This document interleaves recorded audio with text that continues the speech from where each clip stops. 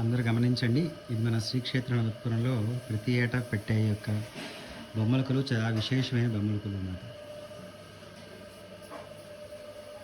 మన సాంప్రదాయాలన్నింటిని కూడా ఉట్టిపడేలా బొమ్మల కొలువుతోనే మన సాంప్రదాయాలని, మన కట్టుబాట్లన్నింటిని కూడా మనం తెలియజేసే యొక్క ఉత్సవాలే మన పండగలు.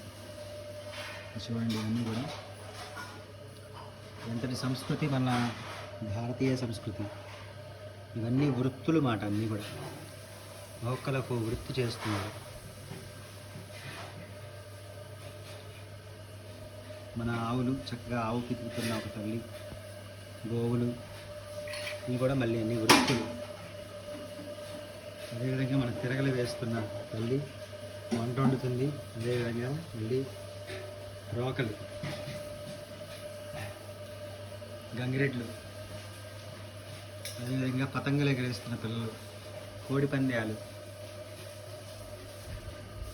ఇదంతా కృష్ణుడి యొక్క లీలలు. అదేవిధంగా పిల్లలు చదువుకుంటాము, ఆంజనేయ స్వామి యొక్క ఆరాధన, తూర్పాకు పట్టుకున్న తల్లి, ఇదేమో ఊడుస్తున్నారు అన్నమాట పొలాన్ని, తూర్పాక.